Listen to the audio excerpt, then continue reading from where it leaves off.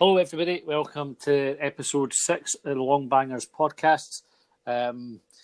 It's been a bit of a nightmare a weekend, and we and Brian are going to pick the bones off of it as we go through the night. Before we start, I just wanted to do a wee shout out to Owen Wright, who did our graphics. So if anybody's been looking at our Twitter, or if you have subscribed to our podcast, the podcast artwork should have updated to a nice emblem and a backdrop at Easter Road. That's Owen Wright's work. Owen, thanks very much for doing that, mate. You're an absolute star. Brian, how are you tonight? Absolutely terrible. Thanks. How's yourself? Do you know what? I've actually just been having an argument with the missus about whether or not we should have salad or spaghetti. So I was already in a bad mood. And then she ended up throwing a lettuce at me. And that was just the tip of the iceberg. Oh. Magic, eh? That's how we need to go on the night, eh? Start off with a bang. You're for a whole week to think of something. Aye, there you go, eh? The start as you mean to go on. Oh, it's all downhill. All downhill. So what we've got coming up tonight, we've got a few things on the agenda. First of all, I say thanks to everybody who's followed us on Twitter. So it's at Longbangers. Our follower numbers have grown massively over the last week, mostly because I've been pushing the follow button on any Hibs fan that I can find on there, to the point where Twitter's kicked me out 3 times for thinking I'm a robot. So that's an interesting thing. So thanks to everybody who's followed and retweeted over the last week. It's definitely helping grow the podcast. Not the podcast. The podcast. Okay, this is how much an impact Sunday's had on me. No, we're not. The podcast is a totally different thing. I'm not getting involved with that one. I've missed foot practice for this. So we've got right. We're going to pick the bones out of the shite show from Sunday. We've got to pick our best post 2010 right back. I imagine that's going to be quite a short discussion. We've got some celebrity encounters, and I'll come on to why that is because we've had an interesting follower this week. And this was your idea, Brian, which I really liked, was Desert Island Dicks. So 3 people from football that you wouldn't want to be stuck on a desert island with. And you can't use Andy Gorham as 2 of them. There's the rules. And we've also got a few questions that have come in for Twitter. So once we've kind of done a wee bit of analysis on what happened on Sunday, we'll go to the questions and then we'll pick up the rest of the podcast through there. So, Brian, Sunday, and giving it your best attempt, what the fuck was that all about?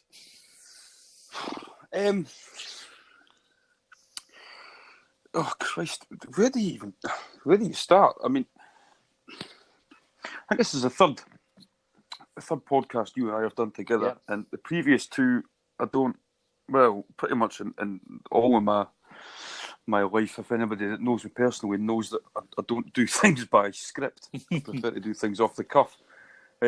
So, as much as I knew we were going on tonight, you know, it's not like I've got bullet points or anything like that. I'll just say what I saw. Yeah. I'll probably miss things out. I'll probably even contradict myself. But to be honest, after the absolute clusterfuck of what Sunday was, I defy any Hibs fan to think straight. Yeah.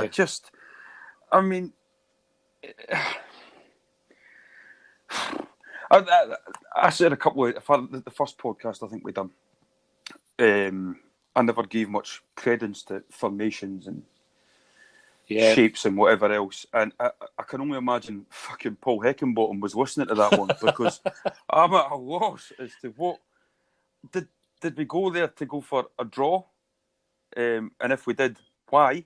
Did we go there to win the game? And if we did, why no? What happened? I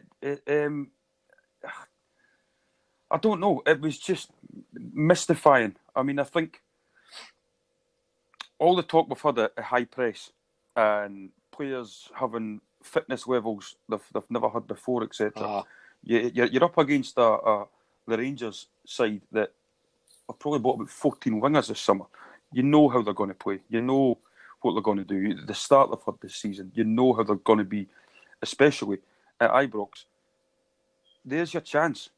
Fight fire with fire. I'd far rather watch a Hibs team get beat 5-3, 5-2, having a proper go at it for the start. Let's see the the practicing of what he preaches. Mm. Let's have a go at them, a proper go at them. You know, they've got these two wingers flying at us. Fine, we'll have two wingers flying at you. But I don't know. I think. Looking at sorry, mate, carry on. I think he's set up to have a go at them. Because if you look at the lineup, that wasn't a defensive lineup. No, absolutely not. But God knows what happened with it, because I mean, we never, albeit we scored a goal, we didn't lay a glove on Rangers the whole game. You know, you've got one moment of magic for Scott Allen, a good finish with Darryl Horgan, and then after that, in my opinion, the players shat it. That was my observation. You're looking at players who are good players, we're giving the benefit of the doubt, but players who can definitely pass a ball to a teammate 9 times out of 10, and they weren't able to do it 1 time out of 10 on Sunday. I agree with you. Starting the lineup, when I saw it, I thought, that's not bad. And it probably would have been along the lines of the team I would have picked. McGregor coming in, I get that. You know, he knows that stadium for a start. Yeah. He knows the fixture. He's deceptively quick. He's strong as an ox. Brilliant in the air. Doidge, similar. You know, in both boxes, his aerial prowess, and he'll run about. And again, that's where I thought to myself, he's going for it with a high press, because Doidge will run about far more than Canberra will. I think Canberra's far cuter and a far more intelligent footballer than Doidge. But to my eyes, of what I've seen, Doidge for 90 minutes should have not given them a minute's peace. Whereas, in effect, Doidge never even got a minute on the ball. No. Newell, Horgan, again, I'm looking at it, think, not that I'm expecting, you know, Newell's not a lung buster, and we've covered that before. Yeah. He's a very intelligent footballer, I think, and I still think that. But it just, there was not one part of it I could work out from kick-off. What were we doing? I mean, fair enough, you lose 2 goals in 15 minutes. Any game plan's going to get ripped up. But we knew how they were going to play. Were we meant to go there and defend for the first 10, 15 minutes and keep it tight and get the crowd on the back? We've probably been spoilt with what we've had the last few years under Lennon, under Stubbs, where we Rangers more so than Celtic never gave them the respect. Realised that we were on our day, as good as them, if not better, as much as the results have proved against Rangers since they were reincarnated, if you like. And Sunday was just took you back to years and years ago, where you'd written off a trip to Glasgow before you'd even kicked a ball, before you'd even had the Billy Boys, had the first rendition of it. You knew you were getting beat. That's what Sunday felt like. And that's, for the leaps and bounds we've made, that's just a disgrace. I'm sorry, 6-1 is an absolute disgrace. It is.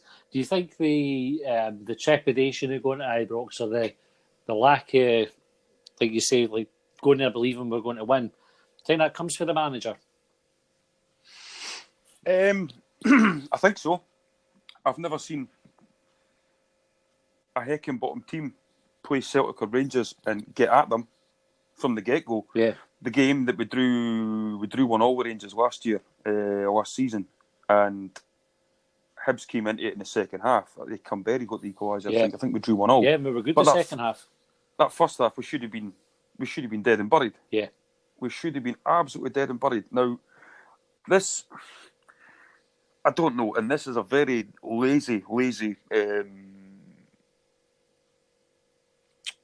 for me to look at it. But as he maybe came up here with the same misconception that a lot of people in football down south have, that Celtic and Rangers are two absolute giants that you can barely lay a glove on, and that the rest of Scottish football is shite. Could you maybe link that to his signings, the League Ones, the League Twos, and he's underestimated how good the league is? And these players haven't taken to it like a duck to water. And is that why when we come up against Celtic and Rangers, we seem to not be the team we were under Stubbs and under Lennon? Neil Lennon, for all he imploded, I think is the word for it, after what happened at Tynecastle. He I mean, I loved Neil Lennon. I did. I think he was, to me, a born winner. Fourth for Hibs wasn't good enough for him. Third for Hibs wasn't good enough for him. The way he went about things, fair enough. You could maybe disagree with the way he said things, the way he never done post-match conferences, and he got Gary Parker to do it for him. Aye, there was a lot of the spoiled bearing about him, but you know what? He was the first Hibs manager that I've known in my lifetime to say, I want more. And he just set such incredible standards. And, even if Hibs had finished second that season, that he wanted to finish second, and he'd said the year before, I think we're the second best team in Scotland. Even if we'd finished second, that would never have been enough for him. He would never have sat on his laurels and said, that's it, we're done. The next year, you guaranteed he would have been banging doing Leanne Dempster and Lord Petrie's door saying, I can get us first. Give me the money. Show me the money. I can get us first. Do I see that in Heckenbottom? No, I don't. I think it was quite telling. He made a comment. So I think the first time we played Old Firm, he sort of made the comment about the players not being starstruck by playing Celtic or Rangers. And I thought, why on earth would we be starstruck playing Celtic? Aye. They were in the same league as them. And again, in the lead up to this game, he's talking about finding out what he's got in the dressing room and how the players react to playing in a stadium like Ibrox. And surely, as a manager, this is my thoughts on this. You need to ken what you're bringing into the team. And if you've got any doubts about a player, whether they can go into that environment or no, then your job as a manager is, first of all, get in their heads and make sure that they do believe that they can go in. Or you pick somebody else to play that game that you can rely on. Because you've got... So Josh went, right? Josh was on last week's episode. He went with his pal. This is his first taste of Ibrox. He got a couple of tickets last minute. He went through, and for the first however long, he's kind of gone, oh, Jesus, this is some place that's noisy and everything. But I think Doidge, Malin, Mackey, you take a pick out of the players, Newell did the same thing. I think they went, geez, what are we doing here? And have a look about it. And the game just passed them by. And before they realised they were in a game, we're a couple of goals down and absolutely chasing it. Yeah. I mean, we've made it 2-1 before half time. That's the absolute lifeline that we've got. And it'd be silly of us not to even compliment that goal. That pass for Scott Allen was... You'll probably not see a better ball than that all season. I don't think so. Brilliant. Incredible. And then you're going to half time thinking, fucking hell, we should be getting beat 5-6-7-0 here. We've made it to 2-1. I actually started the second half quite brightly. Yeah, we did. Especially in comparison to the first half. And then Mackie, just as soon as he'd done it, you're thinking, what? It doesn't matter what age you are. It doesn't matter if that's your first time at Ibrox. You wouldn't even do that at Portobello Pits. I mean, it was just a ridiculous thing for him to do. It was stupid. And that and then probably bringing Canberra on were the two contributing factors to us losing 6-1. Now, do I blame... A lot of folk are saying we shouldn't have brought Canberra on. We should have tightened up the midfield or tightened up the defence.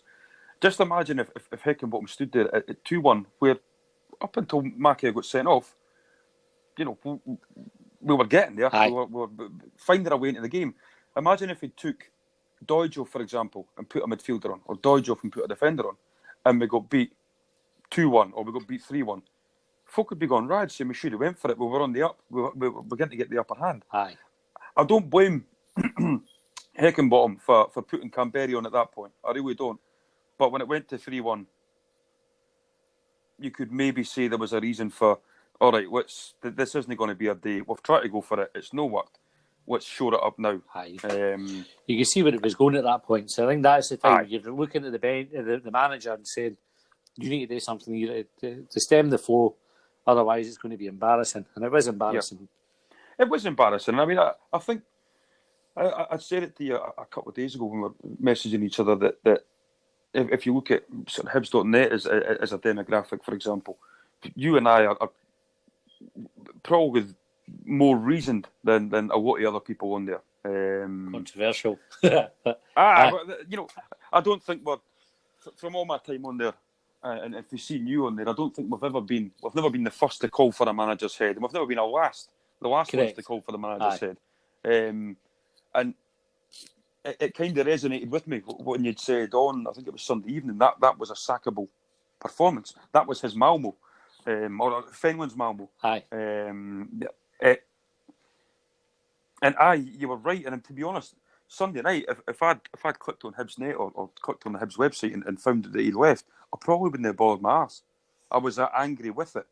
But when you look at some of the reactions, and it's, I mean, I touched on it about 15 minutes ago about these players coming up for League One and League Two, and as Heckingbottom maybe underestimated, etc.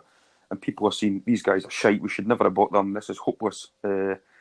Just imagine if Hibs had won that game 2-0 or 3-0, and Doidge had scored a couple, and Joe Newell's assisted a couple of them. Would those same people be saying, "This is great. We're going to win the league. This Doidge is brilliant. This Newell's superb," etc. No, we wouldn't. No. We wouldn't. So I think as hard as it is to try and fathom the word perspective at this point in time, when you've just been scudded 6-1, gone on 16-1, it is, and as hard as it is to take it in isolation, it's one result. Now, I know what's went on before that has hardly filled any of us with, even you and I, it's hardly filled us with excitement and anticipation for the season ahead. But it is one result. If Hibs go against St Johnstone and against Morton over the next two games and comfortably win it 3-4-0 and we see good football, what happened on Sunday is not going to be a distant memory, but it will have faded away a fair bit. Aye. And I think it's important to look at that. Aye, it was 6-1. It was horrific. It was embarrassing. It was humiliating. But that one result doesn't make us a shite team full of shite players. It doesn't. In the same token, winning that 2 or 3-0 doesn't make us a great team with great players. Aye, you're right, Brian. It's hard to argue with the logic there. And I think the other thing that has been totally lost in this, Rangers are like a team. This isn't This isn't even the Rangers for last season, or the cup final Rangers. This is a team that's streets ahead of those teams, and they're streets ahead of, I think, most of the teams that they'll play in Scotland.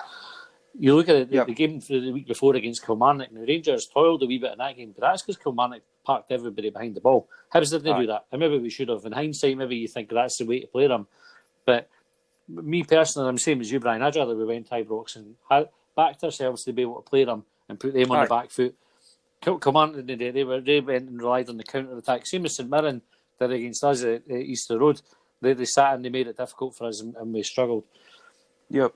I mean, you're right, and that has been lost in it. They are a good team. They've built a good side. Now, probably to kind of put that into perspective, Celtic, for example, they spent they've got a striker up front at 9 million. Yep. They've just signed that other boy, I can't remember his name, a centre-back for 7 million. So there's 16 million on two players. Rangers are no in a position to spend 16 million pound on two players. No. But I'll bet you they'll run Celtic very, very close to the title this year. I still think Celtic will win it, but they'll run them very, very close. And that's because they have assembled quite a decent team. Gerrard seems to have a style, a pattern that he wants and a type of player that he wants. And they have got a very good squad. And I don't think... against Kilmarnock, it was 2-1. They waited till the last minute. Hibs... I'll by no means be the only team to go to Ibrox this season and ship in 6 goals. There'll be a good few teams on the end there, 5 or 6 or 7. It's the same as Celtic. They've won the first 2 games 7-0 and 5-2. I think this year, of all years, we're going to see a Celtic, or both teams in Glasgow, scudding many a team. That's not really a crumb of comfort for us, because Sunday was just an absolute shit show. Yeah. But we'll by no means be the only team to take an absolute hiding at Ibrox or Parkhead this year. And that's not me trying to make excuses for Hibs or for Heckingbottom, because it was a shit show. There's no other way to put it. I'm not trying to sugarcoat it. It wouldn't have surprised me if he'd been given the boot on Sunday. And I think Leanne Dempster's quite reasonable. She's actually got a very good track record of appointing managers. Motherwell, she was the same. But I think with what's went on the weeks before, where a lot of us have struggled to see any discernible style of play as to how he wants us to shape up and attack games. Because, again, I'm sounding like a broken record here. What I'm seeing on the pitch is almost a polar opposite of what he's telling us, the kind of team he wants. I'm not seeing the athletes with the gegenpressing, if you like. I'm seeing a team that's looking, if I'm being brutally honest, a wee bit devoid of ideas. Mm-hmm. And it's a strong back four. I think, personally, on paper, a midfield three in Mallon, Allen and Vela. And you could pair them any two, Newell, Horgan, Boyle, Murray, Canberry even out wide, and a Doidge or a Canberry up front. Yeah. That's a decent team. It is, yeah. It is a decent team. So, what's the problem? Is it him? Is it what he's telling them? Are they not listening to him? But then, the same token, I can barely remember a Hibs manager as recent as Heckingbottom's or as short a time as he's been in here, who's had so many players or ex-players bumming him up about how good he is, his man management and everything else. Very Lennon, was great for Hibs, but he had as many liking him that as didn't like him. Heckingbottom, I've struggled to think of any player or anybody in football who's said he's not a great manager, or he's not a great coach, or he's not a great man manager.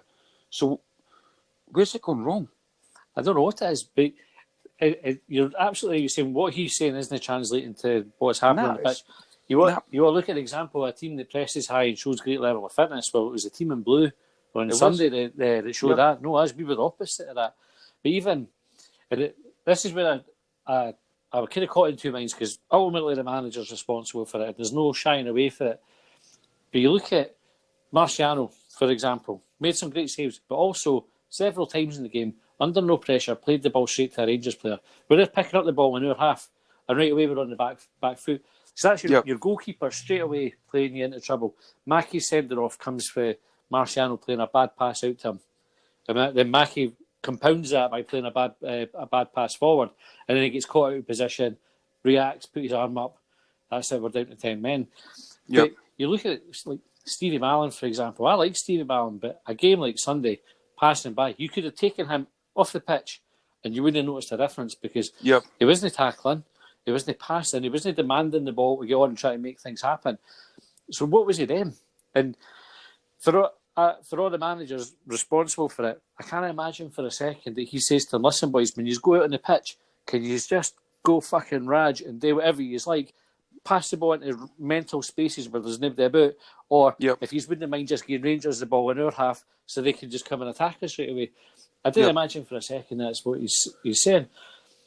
No, so what's going on? I think what's going on with the players and why they've then decided as if it was a conscious decision. It's not a conscious decision, but why they've not been able to kind of go, right, hold on, I need to take responsibility here, I need to get my foot on the ball and try and make something happen. Scott Allen, the one time that we did it, we got a goal out of it. Yep, 100%. It just,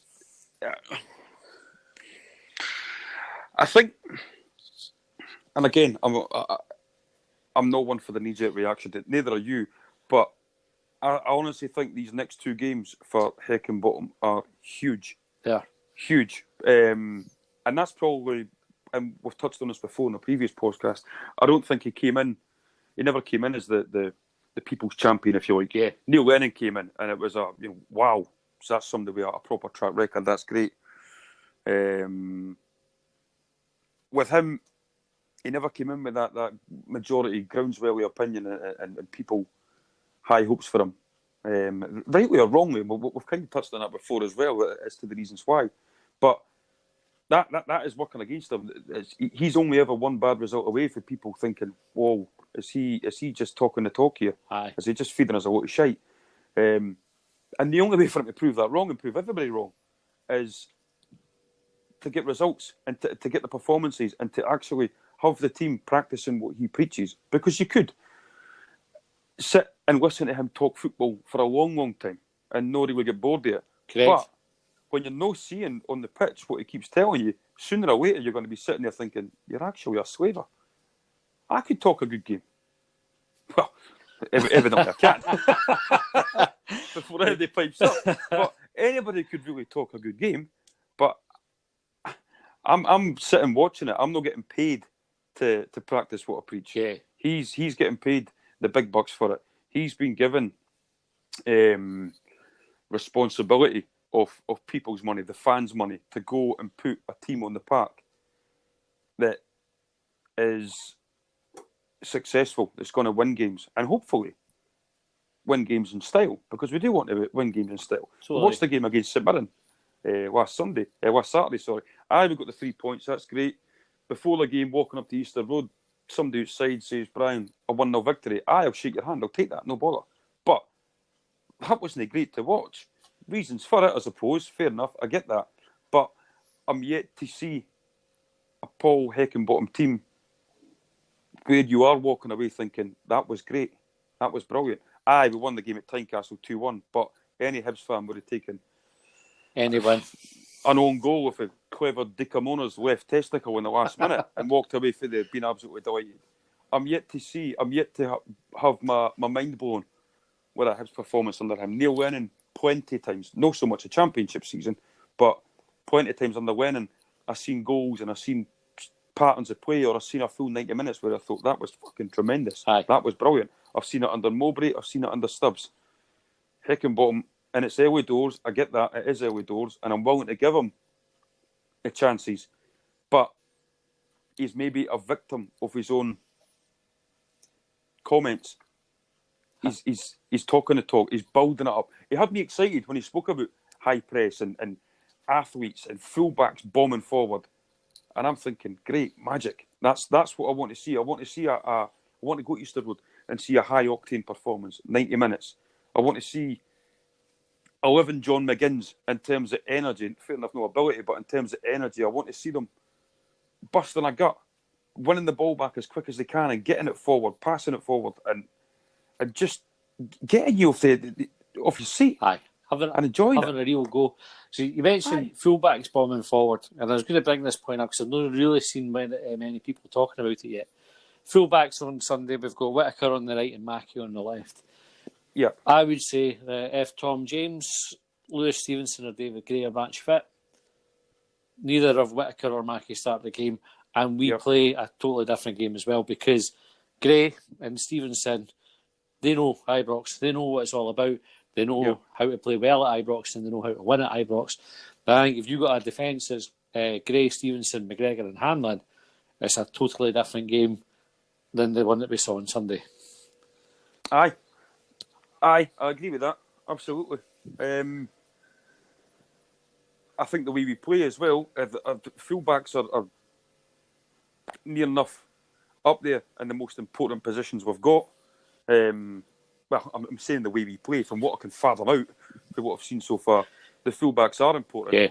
And it would have been a different game. Because the Boo Boy, as we've touched on before, I don't think he's anywhere near as bad as what people make out. No.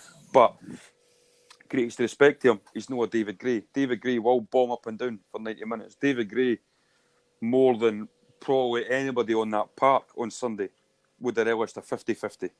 And that can set the tone. That does set the tone. In the same way that a John McGinn a couple of years ago set the tone for Hibs. Aye.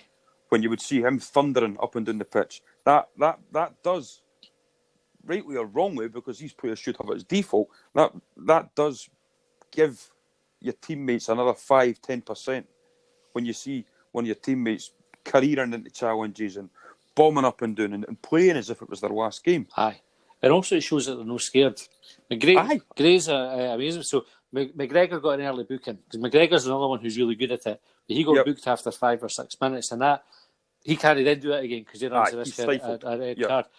David Gray's a bit more clever with it. He'll get one where he can play the ball on the man and Ken, I'm going to smash this boy. It's going to be a fair tackle, but it's going to give everybody around the boot. But all my teammates are going to say, but then they need to be afraid of these boys. And the player who's up against him, so it would have been Jordan Jones. I guarantee you, Jordan Jones wouldn't fancy going up against David Gray a second time if he smashed him already. It just that kind of thing was setting the tone. I know that I'm advocating because Hibs under that kind of team. Know that I'm advocating just violence against the opponents. Maybe when we're Rangers or maybe when we're playing Hearts, I advocate that. But a fair tackle, a hard fair tackle, with like sets like you say, sets the tone. It lifts the rest of the team.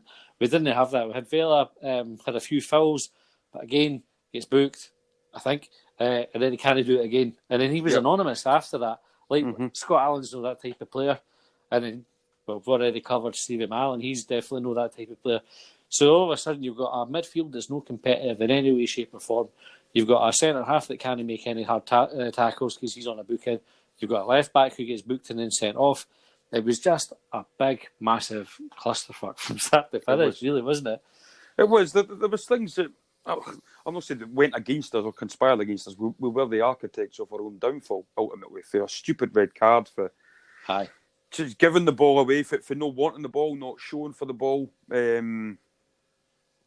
We were the architects of our own downfall, but it was a perfect storm for us just to get a hiding. And the way I look at it now, probably the way I look at it in everyday life, from a working life to my personal life, it's how you react to things. Of course it is, yeah. That define you as a person or as a team or as a company or whatever. This is... I've seen a thread on Hibs.net demanding an apology. No. I didn't agree with that, demanding an apology. Correct. Listen, we've got a tail between our legs, we've took an absolute scalping. I'm hoping, like any good manager, Paul Heckingbottom was not supposed to come out after the game and pacify me and justify it to me, etc. As much as we want that immediately after the game, you want him to come out and say this and that. Just get them in on Monday morning and say, right, that doesn't happen again. Quite simply, that does not happen again. So for now, until 3 o'clock next Saturday, we've got to right all the wrongs. We've got to look at where it's went wrong. But this is it's done and dusted now. It's how we react. Aye, that has to be as bad as it ever gets. That has to be the message, yeah. Yep. Right. Yep. Have we depressed ourselves enough about that? Will we move on? Aye. I think we should move on. I've just also realised that I think it's who is it, Matthew? Barnsley, that was it. I've got an accumulator. Barnsley are getting beat 3-0 at home to Carlisle. Right, have you got Barnsley on your coupon? I've got Barnsley on my coupon. Bastards. I know. What a night. What a weekend. It's just getting worse. Right. Cheer me up. Well, I've got a couple of questions that have come in for Twitter, so we'll go through those first of all. I don't care if these are going to cheer you up, right? So, right, first one is Josh, at Josh Fairney. He said, is Scott Allen's pass the best through ball we'll see all season? Yes. Yeah, 100%. Right, nice close question. The only person I'll beat that will be Scott Allen. Aye, that's a good point. Beldam Lascar, he was on the tweet in last week as well. Turned out this is he's named after a shop in Leith. That's not an easy thing to say, a shut shop in Leith. He says, does the gaffer know that high press isn't just a cupboard in an Edinburgh tenement? I hope so. I would have been proud of that one. Again, nice close question, so I'll go with I hope so in that one. I think you think about it. I mean, this high press is a myth so far. So far, it is. Muzz, who's at Whiskey String, he says, I'm assuming it's a he. Apologies if I've got that wrong, Muzz. With no debt and new investment, why is the player budget the same? Is it the same? Do we know? I know they said they were happy with it. I think Heckingbottom spent it. I think Hibs knew. He knew. We were getting extra money. I think the budget was increased at the start. Yeah. Of pre-season. Like, I think we covered it the first one we did. The likes of Joe Newell, Josh Vela, etc. They've not came up here on £800-900 a week. No.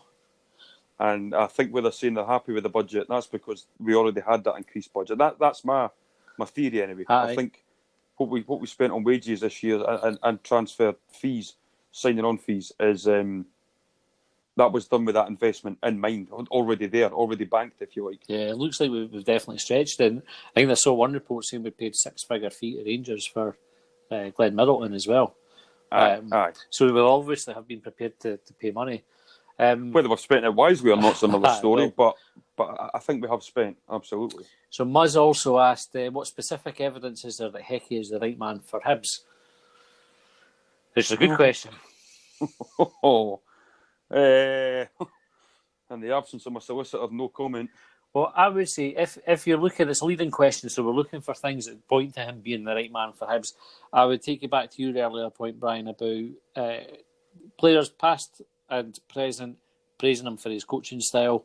I would say his record when he first came in, taking us into the top 6, and his win at Tynecastle, all pointing in the right direction. He's successfully negotiated the group stage of the Betfred Cup. So we have to add in his league record this season. He's played 1, lost 1. It's no horrendous yet. You know, we've played 2, 1, lost 1. And he's smartly dressed as well. But he's very dapper, isn't he? I mean, he had a lovely green jumper on Sunday, which he did. He can't wear again because it's clearly no lucky jumper. No, and this is the other point I need to make to Josh as well, is he's not allowed to go back to Ibrox because he's clearly at Jonah. Yep. But, I mean, at the end of the day, the benchmark for managerial sartorial elegance is John McGlynn. So, if you can't rock a suit jacket and a pair of jogger bottoms, then what are you actually doing in football? That's someone who's got the invitation as smart casual and just took it literally. Top half. I can't make my mind up. Fuck it. Put a baseball cap on as well. He's walking past check his hard drive. Mind you, I've had that labelled at me before. So. Haven't we all? Moving on. Haven't we all? Moyes also says, do we have enough up front for the season? Jury's out for me. I don't know.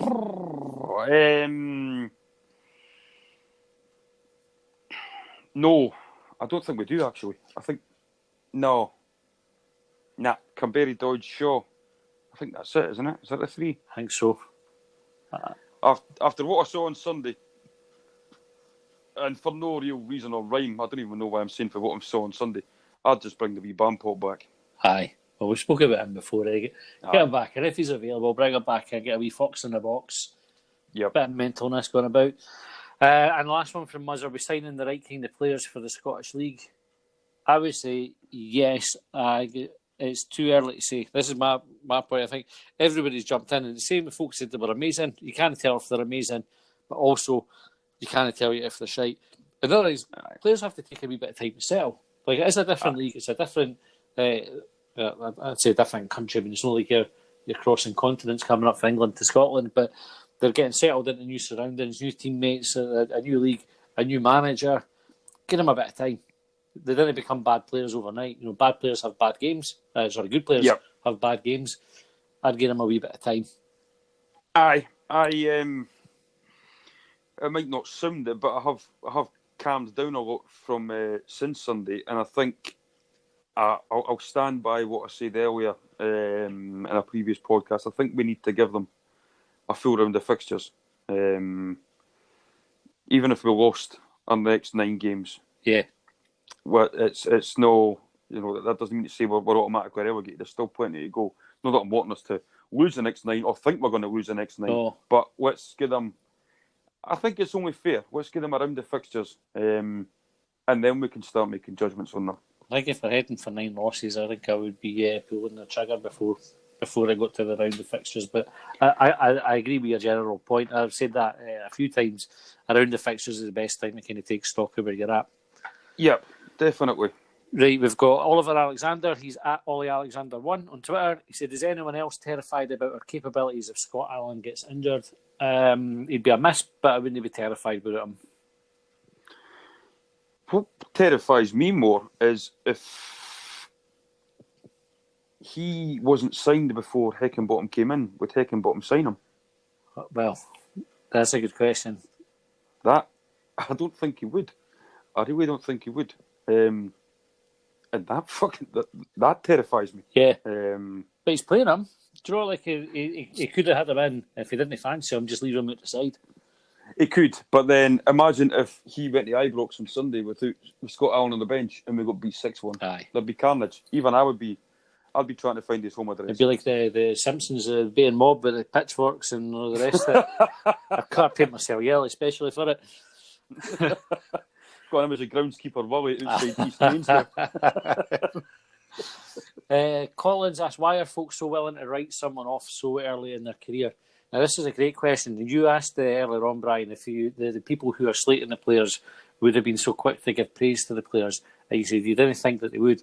And I definitely think, right, there's a question that came up, or a statement on .net where somebody said these people, the folk who are really writing people off, are happy to see Hibs lose. And I don't think that's the case.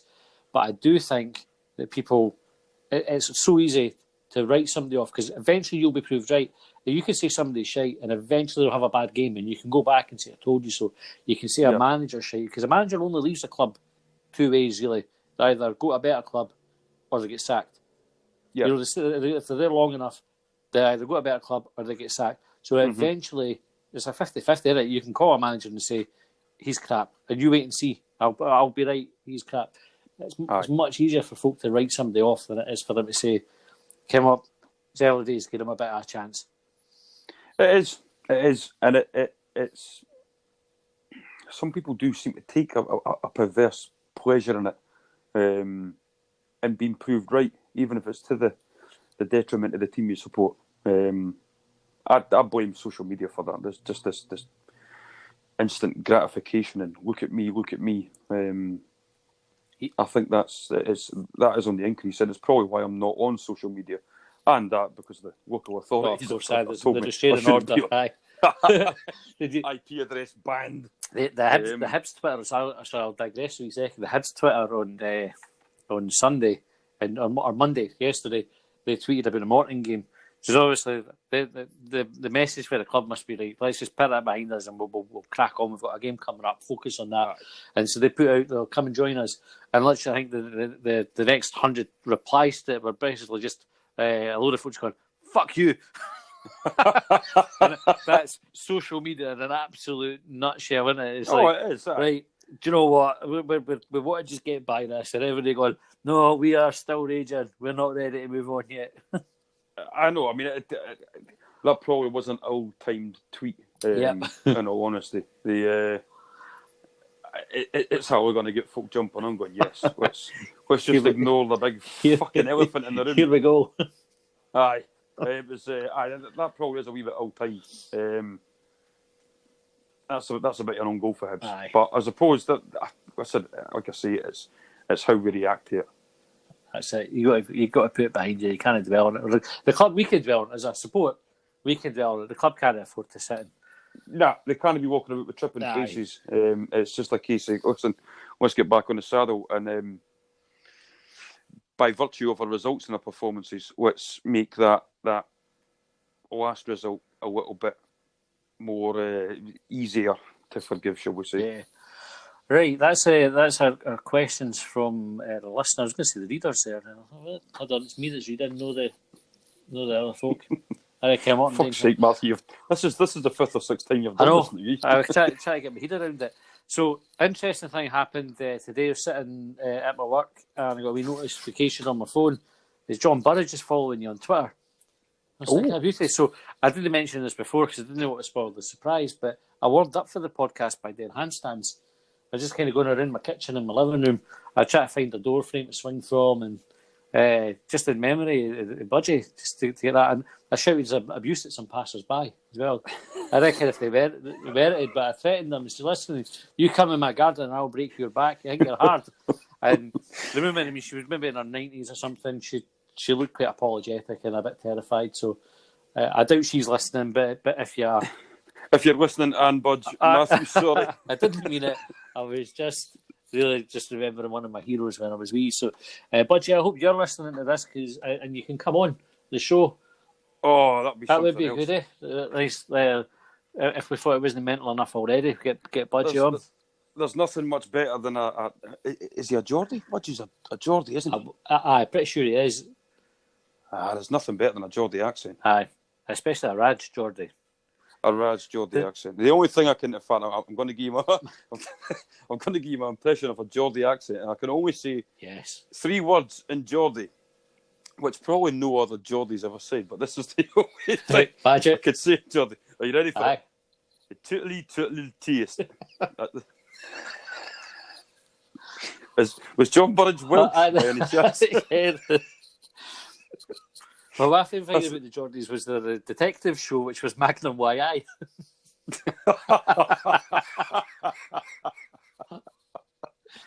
Oh, fucking hell. I tell you, we started off bad there, it got worse.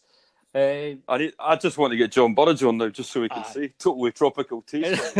It's an enticing prospect, isn't it? Like, I might reach out to him on Twitter. What's the worst they can say is, no, fuck off. No. Fuck off. That was Scouse. Right. Well, in fact, there's one for you. What's the difference between a kangaroo and a kangaroo? I don't know. One of them is an Australian animal. The other one is a Geordie stuck in a lift. Kangaroo. It's better if you're pissed. Aye, a lot better. I'd say that goes for the podcast in general.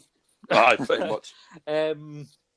Right, Budgie, that kind of ties us in neatly to celebrity encounters, which is a wee feature that we thought we'd bring in for this one. So you hinted earlier on in the week, Brian, that you had a sports person encounter that folk would find hard to top. So I didn't ask you to elaborate on it, so I'm going to ask you just now because I'm intrigued. Not hard to top. Absolutely not hard to top. I think it would be hard to. I don't think anybody else on planet Earth would have this sports person as their claim to fame as the most famous person they've met, which probably shows how obscure it is and how sheltered I think I've maybe been from the celebrity glamorous lifestyle. And even then, when I'm saying it's someone I've met, I never shook hands with them. I was just in awe of him to the point where I thought I can't speak to him because I'll just turn into a fangirl. But the most famous person I've quote met unquote was none other than snooker superstar Tony Drago. Seriously. Aye, but that was better than I was expecting, I've got to be honest. But where did you meet Tony Drago? It was in it's now called is it the Ballroom, I think, in Meadowbank? Aye. I think it's called the Ballroom. Back then, I think it was called I want to say the JP Snooker Club. Snooker, I used to go in there, aye. Or shite snooker. But... Back off, Drago's mind. It was, and there was a tournament on the go. And my dad had taken me to it, and I was no more than 5 yards away from Tony Drago. That's mental. That was, and there's so many people I know and I've in my life who I've met, and they can say some of Nelson Mandela, David Beckham, Bon Jovi. Aye, fair enough, but Tony Drago. And the disappointing it would have been in the days before camera phones, so you wouldn't even be able to get a picture of that with him. Aye, absolutely. I mean, can you imagine me strolling in with a landline. The only other ones that could even come close, and they're not sports people, was when I lived down in Southampton. I was having a pint after work, and none other than Steve Brookstein, who I think won the first X Factor, and Cassandra from Only Fools and Horses came into the pub at the same time. They were performing at I think it was a Mayflower Theatre in Southampton, just down the road. Those two walked in, but it was one of those ones where you look at the two of them and you think, nah, you're no Tony Drago. Aye. I'm not even going to bother you. Nah, that's no, they're not even worth disturbing. Nah, once you've seen Big TD in the flesh, there's trying to make his way to a 147. You can't be. I mean, I said you couldn't top that. The more I think about it, you can't top that. It's Tony Drago. Well, the best I can offer up. So I've met a few footballers, and I'm not really going to that because football's football. But when I was wee, I met on the same day, and this makes it more impressive. Super Gran. So those of us of a certain age will remember Supergrad on the TV and Darth Vader. So Darth Vader is David Prowse. He was being the Green Cross Code Man at the time, but to me, he was Darth Vader. So that's all right, isn't it? Best swingers party ever. I'll not tell you who touched me. Hopefully, you never said I am your father. Shouty Luke, though.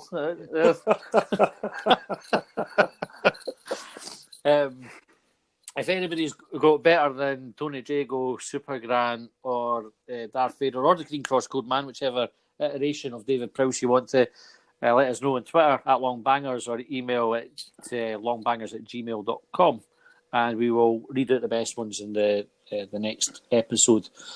So moving on, we've got our team since 2010, best 11 from 2010. Right back is this week's one. So somebody asked me if I was going to put a list of them on Twitter, and I apologise to this person because I said, I will. I'll get it up later today. And then I thought about it through well, and it looked like quite a lot of hassle, and somebody even kindly sent me a link, a database that would have given me all the right backs since 2010. And I thought, there's no fucking point.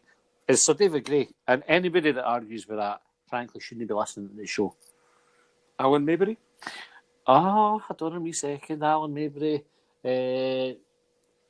Mate says David Van Zanten. Says Van Zanten. He still refers to the aimless ball up the touchline launched as the Van Zanten. The Van Zanten. When who was it signed Van Zanten? Was it Mixu? So roughly that era, wasn't it? It would have been that era, aye. I remember sitting, it was calling the message and then on about the folk willing to write someone off early in their career.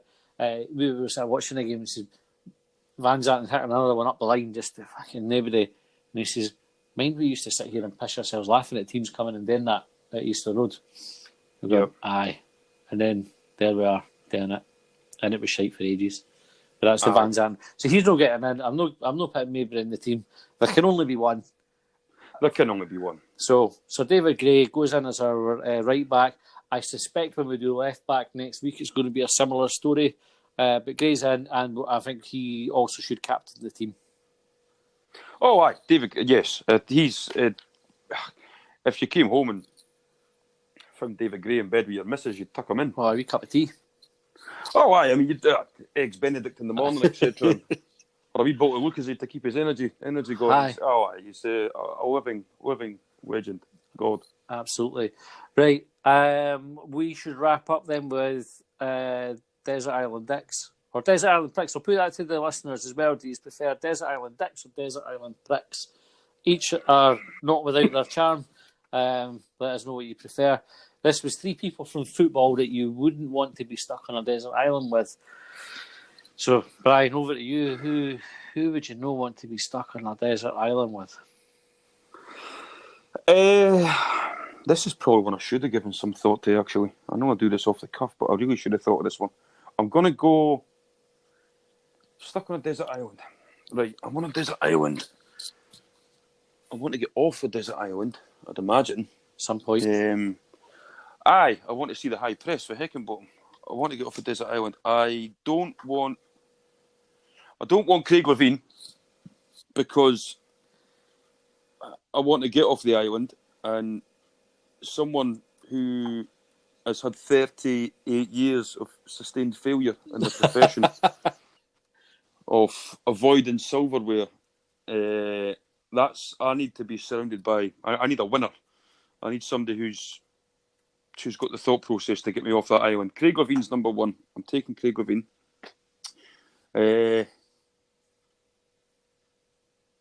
Dennis Bergkamp, actually, because he can't fly. He hates flying. So if I'm going to get rescued, I'm going to have to go on a boat or a kayak because it's Dennis Bergkamp. So I need to Dennis Bergkamp, and who else would I not want to be stuck on? Is it football or is it sports people? Well, football. It was your topic. You said 3 people for football, but if football, Neymar. Because he's I'm not taking. You can just imagine him going for a wee swim and tripping up over seaweed and rolling about and waving imaginary yellow cards. Nah, Nah, Neymar would just get on my tits. In fact, I'd end up 2-footing on myself. Well, I'll go for it. So my first one, I'm not that asked to be getting off the island, to be fair. I've got 3 kids and the peace and quiet would frankly be fucking welcome. But I would go, right, I wouldn't want to have Ian Cathro on the island with me, because can you imagine trying to get a conversation out of that fucker? Like, I've seen these after-match interviews. The boy makes no sense. And situation? What situation? What situation? And I can just imagine me finding a coconut tree to smash my ain head with coconuts. So I wouldn't take Cathro. I wouldn't want to be stuck on it with Joey Barton. Because he's a prick, but also because he's Raj, and I can't fight sleep. So I would just be counting down the days till I said the wrong thing to him, or he took something that was the right thing wrongly and caved my head in. So if I hadn't done myself in with Cathro, Joey Barton would be the one that would do next. So I wouldn't want to be stuck on a desert island with him. And the last one's a tricky one. I would say Jimmy Sanderson. Just because I forgot. We've got to see Jimmy Savile. No. He was shite at football. He was good at all the wrong stuff. Aye. Keeping into hospitals and all that kind of thing. Shite at football. Good at running though. He had a bit of stamina about him. Good at running. But can you imagine him saying those words on the desert island? I'll fix it. I'll fix it. I need to get it running. I wouldn't get away. Right, so Jimmy Savile, Jimmy Sanderson. So I hated him when I was wee. His Hearts and Airdrie, which is about as wrong as you can get anyway. Interesting. I caveat the word interesting. It's not interesting, but a story about Jimmy Sanderson. We used to go to Portobello High School with me and my pals, and we would quite often go to the Lady Nairn for drinks.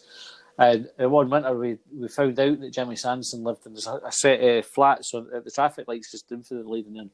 That he had one of those houses, or one of the flats, and so we were tanning it with snowballs and everything, and we found out years later that wasn't actually his house. So unfortunately, we just terrorised some random one winter. So if that person's listening and wondering what you did wrong, you did nothing wrong. We got out with a mistake. We thought you were Jimmy Sanderson. You were probably just some other prick with curly hair. So that was our bad. It's not your Jimmy. It's not your Jimmy.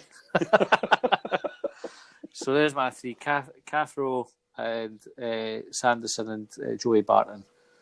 Anyway, right. Three very, well, I was going to say 3 very detestable characters. Cathro he's actually impossible to detest, isn't he? He was harmless, wasn't he? And it looked like he just got in the wrong place at the wrong time, really, wasn't he? He was like promoted above his station, really. He kind of like the nerd in school that you bullied, but in the last 10 minutes of class, you'd sit beside him and just try and get the answers for him. Aye. And then look at them and going, I still don't fucking understand. Aye. Pretty much. Right. Schematics. Last thing before we go, I didn't have it on the agenda, but it's just popped into me. 2 things. So well done to the Hibs ladies for getting through the group stages in the Champions League earlier. I believe they've done better than Celtic, who got knocked out of the Champions League qualifiers tonight from Clunge. I've just seen that, actually. They got, was it 4-3? 4-3, was it? 4-3. I've actually got my mate's group chats pinging in, and I can see, in fact, one of my mates, Barkley, who's David Barkley, who's a Celtic fan. I think he referred to Scott Brown as a fucking idiot. So I'm guessing he's done something. He's late to the party, isn't he? Aye. I'm sure it was him. Aye. Oh no, I'll downgrade that. It's just idiot. It's not fucking idiot. That makes it better. Aye, fair enough. And the last thing, Morton on Saturday, prediction? Oh, God. Morton prediction. It depends what team he puts out. I would hope he's got to take this seriously and put out his best 11, which I hope he knows, because I don't know what the best 11 is. Aye. And not use this as a let's try and give people game time, etc. I'm gonna fuck it, 3-0 Hibs. I'm going for 6-1. We will take our revenge, and we'll win 6-1, and then all will be sort of right in the world momentarily. I would hope. Oh, snack of the week. Another snack of the week. Yeah, bugger. Bacon frazzles, by the way. I had this one lined up. These are a difficult one to talk because you have a bacon frazzle and they're only I reckon you get a 6-pack for £1 in Tesco. You taste them for days afterwards. They are phenomenal. You do. That's a fabulous shout, actually. Bacon. Aye. Yep, frazzles. I'm with you on that. Aye. I'm actually gonna try and not weird people out after my effort last week. I'm gonna go for a fat. You know what? This isn't a snack. No, I can't use that. That's not a snack. I was gonna say chicken fried rice, salt and chili chips with curry sauce poured over them, but that is not a snack. No, that's a meal. That goes the same way as the Stephen Steak Bridie. I had one of them the day, by the way. It was awesome. A steak, I can't have that. I'm gonna go.